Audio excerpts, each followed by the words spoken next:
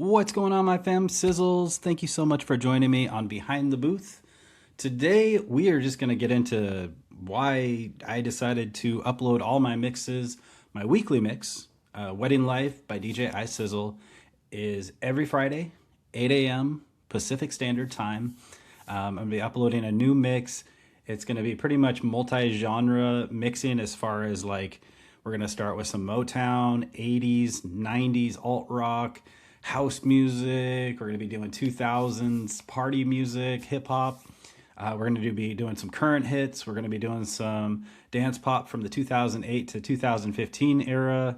It's just a mix of everything. So I started uploading my mixes to YouTube and I was all excited. I said, sweet YouTube. I mean, everybody knows about YouTube, so it's going to be amazing. They're going to welcome me with open arms, and they go copyright muted in all countries.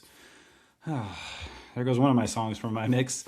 And with these mixes, I'm hosting them. So I'm recording voiceovers with them. I'm using my drops with them.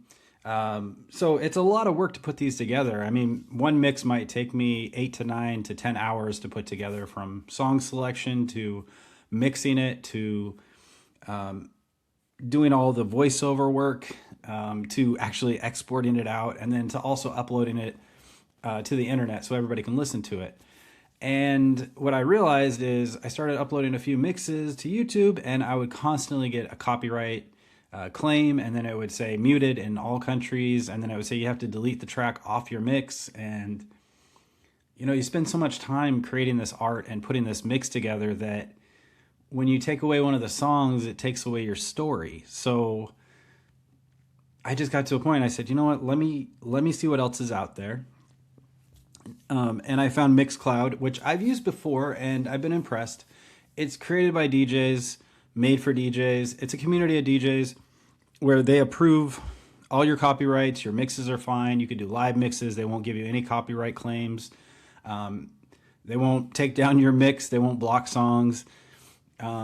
And then they give all like the royalties and everything to the record companies and to the people that own the songs, which I love. I think that's great. I am a big believer in making sure everyone gets paid. And if I can contribute to people that make the music and they get paid because I'm making mixes and people are listening to them, this is great. I love it. So Mixcloud, made by DJs, for DJs. YouTube, it started off as a dating site. And then it transformed into what it is today, which is just everything.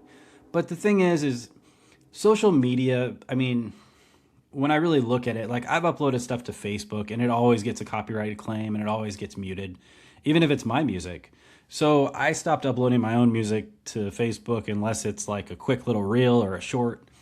I don't even bother anymore because eventually it's going to get muted or something's going to happen where there's a copyright claim and the owner doesn't want it up there anymore. So it's such a hassle. So YouTube is great. I love YouTube. I upload my music to YouTube.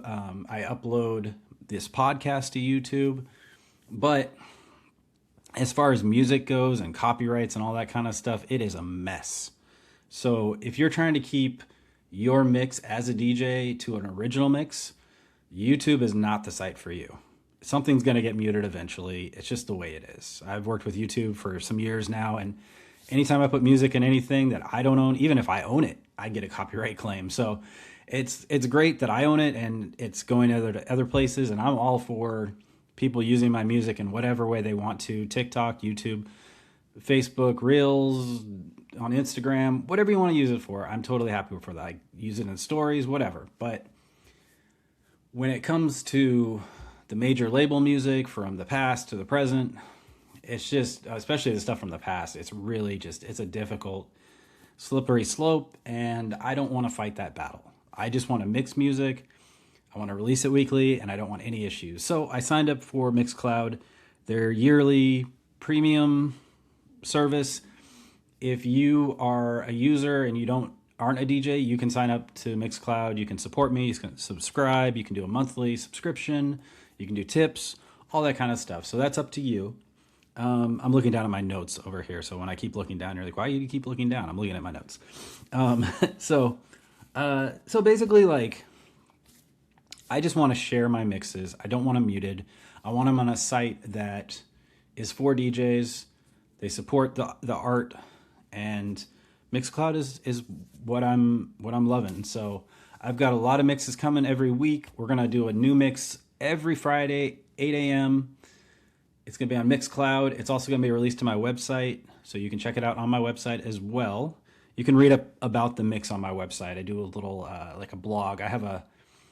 I release blogs every few days about weddings, about DJing, and I have a couple guest bloggers that are on there. There's Chloe, and then as well as there's Jordan. He just started as well. So I got a few guest bloggers, and then I've got myself that I talk about my experiences as well, you know, being a wedding DJ.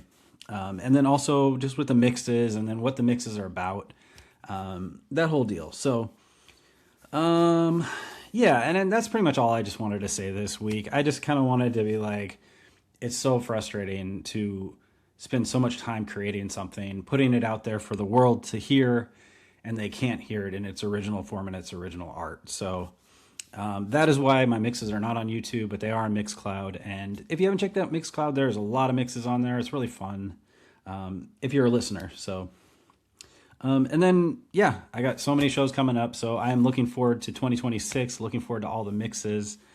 And yes, thank you guys so much for all your support. I appreciate you listening, and I will talk to you next week. Bye.